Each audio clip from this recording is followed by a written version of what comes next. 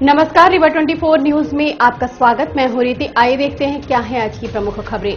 18 से 45 वर्ष टीकाकरण कार्यक्रम में आगामी कुछ दिनों के लिए लगा ब्रेक, मुख्यमंत्री ने दी जानकारी। फुल लॉकडाउन का पालन कराने सड़कों पर उतरे वरिष्ठ प्रशासनिक व पुलिस अधिकारी। एक तो चोरी, ऊपर से सीना जोरी, चोर व उसके परिजनों ने दुकानदार व परिजनों पर किया हमला। और उच्च न्यायालय से स्थगन आदेश के बाद भी दबंगों द्वारा कराया जा रहा निर्माण, न्याय के लिए दर दर भटक रहा 60 वर्षीय बुजुर्ग। इन खबरों को आगे हम विस्तार से देखेंगे।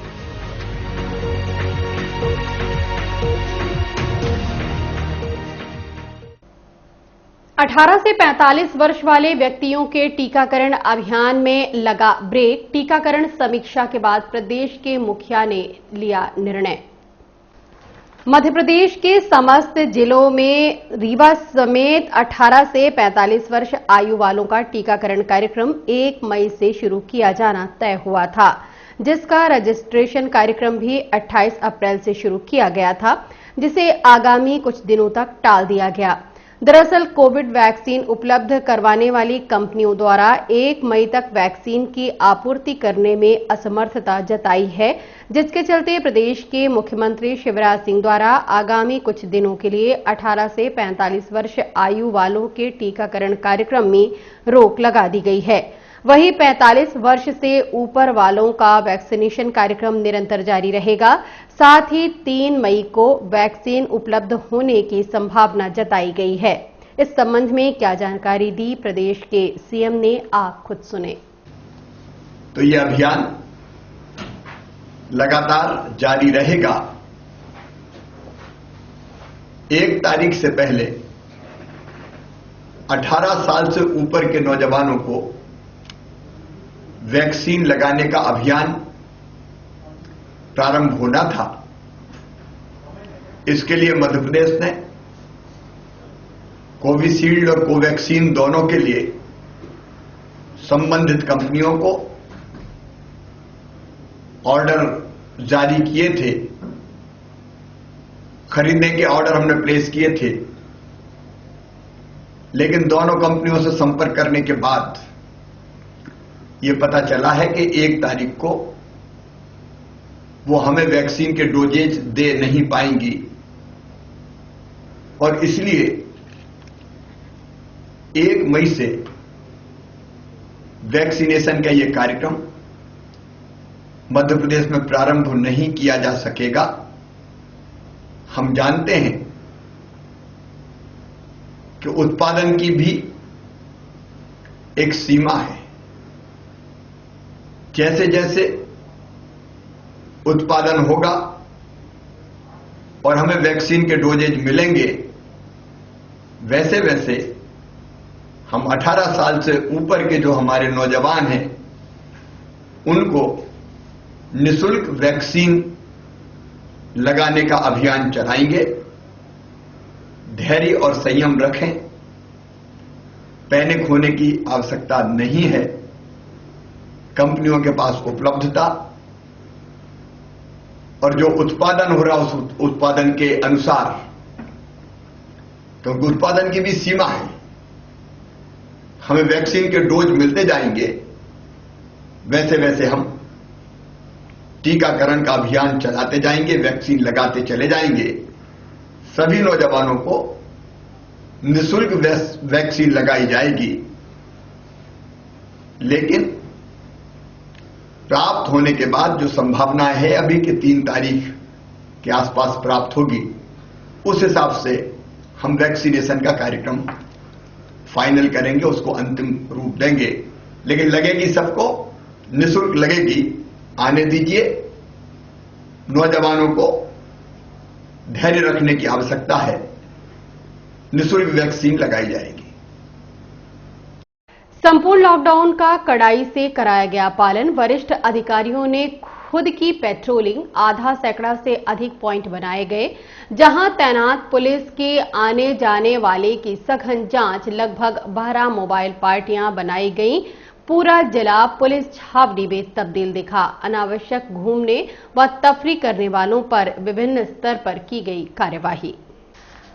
कोरोना संक्रमण को मद्देनजर रखते हुए रीवा कलेक्टर इलैया राजा टी ने कोरोना कर्फ्यू को 7 मई तक बढ़ाते हुए शुक्रवार, शनिवार व रविवार को संपूर्ण लॉकडाउन रखने के आदेश दिए थे, जिसको मद्देनजर रखते हुए पुलिस विभाग द्वारा आधा सैकड़ा से अधिक प्वाइंट बनाते हुए पुलिसकर्मियों की तैनाती की गई, जिनके द्वारा आने जाने वालों पर सघन जांच की गई। आपको बताना चाहेंगे, संपूर्ण लॉकडाउन के दौरान दूध औषधि केमिस्ट अस्पताल, कोविड वैक्सीन सेंटर तथा पेट्रोल पंप, औद्योगिक प्रतिष्ठान जिसमें आपदा संबंधी गतिविधियां चलती हैं, शासकीय उपार्जन कार्य, सार्वजनिक वितरण प्रणाली की दुकानें, शासकीय कार्यालय, राजस्व, पुलिस, विद्युत, स्थानीय निकाय समेत अति आवश्यक सेवाओं को छोड़कर बाकी सब बंद करने के आदेश जारी किए गए हैं, जिसको ध्यान में रखते हुए शहरवासियों को संपूर्ण कोरोना कर्फ्यू का पालन करवाने स्वयं प्रशासनिक व पुलिस के वरिष्ठ अधिकारियों ने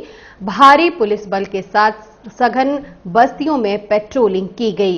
इस दौरान कोरोना कर्फ्यू का उल्लंघन करने वालों पर कार्यवाही करते हुए उठक बैठक करवाई गई। बाइक, ऑटो आदि की हवा निकाली गई। इसके साथ साथ तफरी करने वालों को गिरफ्तार करते हुए 151 के तहत कार्यवाही समेत अन्य विभिन्न प्रकार से दंडित किया गया। प्रशासनिक अमले के कड़े रुख के चलते संपूर्ण कोरोना कर्फ्यू लगभग सफल देखा गया। इस संबंध में संबंधित अधिकारियों से रीवा 24 ने बात की। आप खुद सुनिए उन्होंने क्या जानकारी दी। 3 दिन के लिए संपूर्ण लॉकडाउन लगाया गया है इसेंशियल सर्विसेज को छोड़ के, जिसमें मेडिकल इमरजेंसी और केवल डेयरी, दूध और अन्य जो किसी का ऑफिस हो या बैंक हो, इनको छोड़ के बाकी जितनी जो भी सुविधाएं सभी घर पे रहेंगे। 3 दिन संपूर्ण लॉकडाउन है। इसी के तारतम्य में आज सवेरे 6 बजे से एक पेट्रोलिंग की गई थी और अभी 11 बजे से सभी शहर के थाना प्रभारियों के साथ में डीएसपी हेडक्वार्टर, यातायात प्रभारी, डीएसपी यातायात, सीएसपी साहब और एसडीएम साहब के साथ में हम लोगों ने शहर की पेट्रोलिंग की है।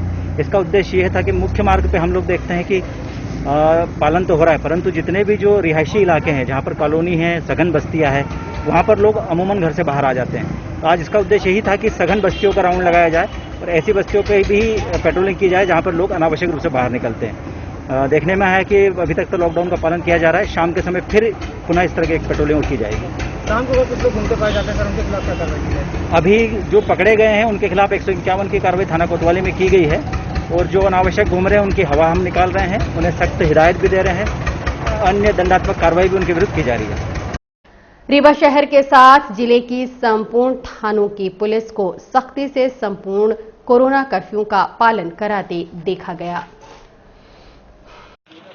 सर, यह संपूर्ण लॉकडाउन है, ऐसे में क्या व्यवस्था बनाई गई? संपूर्ण लॉकडाउन के दौरान जो माननीय डीएम साहब के आदेश हैं उनके पालन कराया जा रहा है। हमारे पुलिस अधीक्षक महोदय श्री राकेश कुमार सिंह साहब द्वारा लोगों को समझाइश दी गई है कि अनावश्यक रूप से शहर में घूमे ना, उसके लिए बैरिकेटिंग पीडब्ल्यूडी विभाग और पुलिस विभाग के माध्यम से बैरिकेटिंग की गई। केवल एक रास्ता खोला गया है जो आवश्यक सेवाओं के लिए चालू रहेगा। देखने में आ रहा है कि लोग पुराने पर्चे लेके, पुरानी दवाइयों की स्लिप लेके घूमते पाए जा रहे हैं। जो सही मायनों में जिनकी आवश्यकता है उनको भी फिर तकलीफ होना शुरू हो जाएगी। लॉकडाउन का उद्देश्य कोरोना चेन को तोड़ना है। वरिष्ठ लेवल पे ये सोच और समझकर ये आदेश जारी किए गए हैं। जो भी स्टॉपर, डिवाइडर या बैरिकेटिंग है, उसका उद्देश्य आपको सुरक्षित रखना है। सुरक्षित रहिए, घर पे रहिए, कोरोना से बचिए और कोरोना की चेन तोड़े।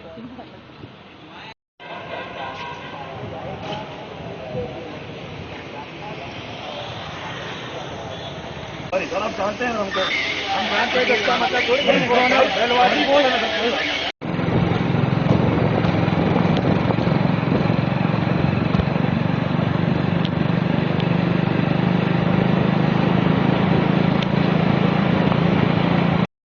एक तो चोरी ऊपर से सीना जोरी, ये कहावत उस समय चरितार्थ होती नजर आई जब चोरों को चोरी करते दुकानदार ने पकड़ लिया। इसी बीच चोर के परिजन भी वहां पहुंच गए और दुकानदार समेत अन्य परिवार के सदस्यों के साथ मारपीट करते हुए उन्हें घायल कर दिया। रीवा के विश्वविद्यालय थाना क्षेत्र अंतर्गत मोबाइल दुकान के अंदर घुसकर चोरों ने अरमान मोबाइल नामक दुकान में नकदी समेत मोबाइल पार कर दिया। जानकारी होने पर दुकानदार चोर को पकड़कर थाने ले जाने का प्रयास कर रहे थे, तभी चोर के परिजन महिला पुरुष समेत दर्जनों की संख्या में लाठी, डंडा, चाकू आदि लेकर आ गए और दुकान संचालक समेत परिवार वालों के ऊपर हमला करते हुए उन्हें घायल कर दिया, जिन्हें उपचार हेतु संजय गांधी अस्पताल में भर्ती करवाया गया। ये जानकारी गोविंद रजक ने रीवा 24 को दी।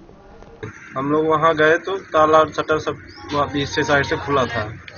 उसके बाद वहाँ से हम लोग कुछ लोगों से पता चला, सब्जी वाले का, तो बताया कि ये लड़के थे यहाँ के, पहचानते थे। तो उन लोगों को हम लोग जाके पकड़ा और पकड़ से ला रहे थे तो रास्ते में ही लोग हमला कर दिए। ईंटा पत्थर चाकू से हमला किए। भाई के मारे हैं, गोविंद रजक को चाकू से और संदीप रजक को राड से मारे हैं और प्रदीप रजक को भी मारे हैं, सतीश रजक को मारे हैं। बहुत ज़्यादा घायल हो चुके हैं ये लोग। कौन आरोपी कौन है? आरोपियों का नाम तो पता नहीं है, बाई फेस पहचानता हूँ बस। क्या चोरी हुआ है? चोरी मोबाइल का जितना भी सामान था, एंड्रॉयड 50,000 काउंटर में रखा हुआ था वो गया है और अलग से 10-15 मोबाइल रखी थी एंड्रॉयड बड़ी वाली, पुलिस को सूचना दिया है आपने? पुलिस को सूचना दिए हैं जाके, तो वहाँ वो लोग जो घायल हैं उनको लेके गए हैं और रिपोर्ट नहीं लिखी गई है अभी तक। कहाँ की घटना है? क्या नाम है आपका? स्वदीप रजक। कहाँ की घटना है ये इटौरा बाईपास। चोट लगी है आपके? चोट हाथ में लगी है, अंदर लगी है, ये यहाँ पे लगा है, यहाँ पे लगा है। कोरोना संक्रमण से बचाव हेतु निगम द्वारा विभिन्न क्षेत्रों को सैनिटाइज किया जा रहा है। कोरोना संक्रमण को रोकने नगर निगम द्वारा शहर के विभिन्न वार्डों को सैनिटाइज किया गया। इसके साथ साथ कंटेनमेंट एरिया व कोविड सेंटर को भी सैनिटाइज किया गया।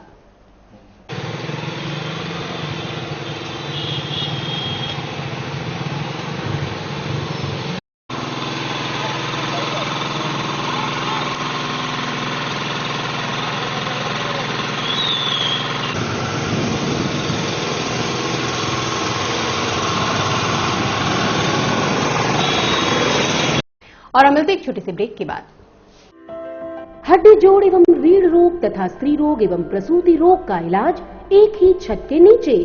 विघ्नहर्ता hospital and trauma centre, hotel landmark के पास, रतहरा, रीवा। डॉक्टर संतोष सोनी, पूर्व चिकित्सक, बॉम्बे हॉस्पिटल, मुंबई। हड्डी जोड़ एवं रीढ़ रोग विशेषज्ञ, छोटे चीरे एवं दूरबीन विधि द्वारा हाथ तथा पैर की हड्डियों का ऑपरेशन। गठियाबात, जटिल एवं बिगड़े हुए फ्रैक्चर का बेहतर इलाज करते हैं डॉक्टर संतोष सोनी। विघ्नहर्ता हॉस्पिटल ट्रॉमा सेंटर में ही स्त्री एवं प्रसूत रोग विशेषज्ञ डॉक्टर शैलजा सोनी भी उपलब्ध हैं, जिनकी देखरेख में नॉर्मल डिलीवरी, सिजेरियन ऑपरेशन एवं बच्चेदानी से संबंधित ऑपरेशन की बेहतर सुविधा। संतानहीन दंपत्ति तत्काल संपर्क करें। विघ्नहर्ता hospital and trauma centre, hotel landmark के पास, रतहरा, रीवा। सुविधाजनक एवं सफल इलाज हेतु आज ही संपर्क करें। विघ्नहर्ता hospital and trauma centre, hotel landmark के पास, रतहरा, रीवा। मोबाइल नंबर 7828781983 अथवा 8462956774 पर।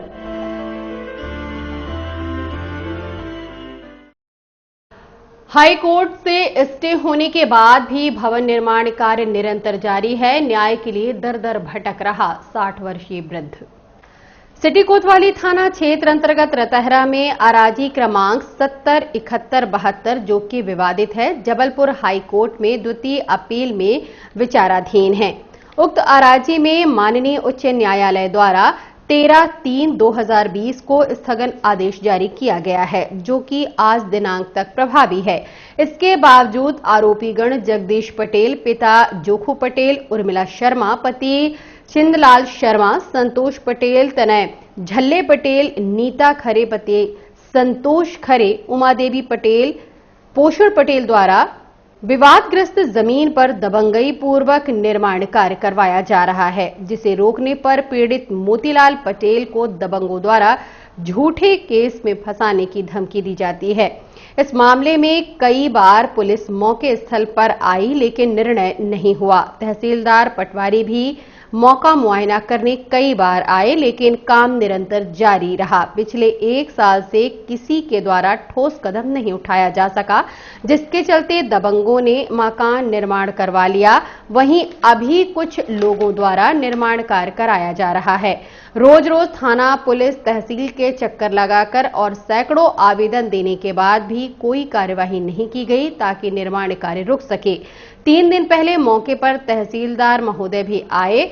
वहीं बीते दिवस 100 डायल भी पहुंची। जब भी कोई मौका स्थल पहुंचता है, 2-3 दिन काम बंद करने के बाद काम पुनः शुरू कर दिया जाता है, जबकि माननीय उच्च न्यायालय द्वारा स्टे में साफ साफ लिखा है कि जब तक फैसला नहीं होता निर्माण कार्य नहीं किया जा सकता। इस संबंध में संवाददाता Amit Pande, city cable network Rewa 24 ने मोतीलाल पटेल से बात की। उन्होंने क्या कहा, आप खुद सुने। आवेदन दिए हैं, एक बार कलेक्टर साहब से जब से दिए थे, सालों काम बंद था।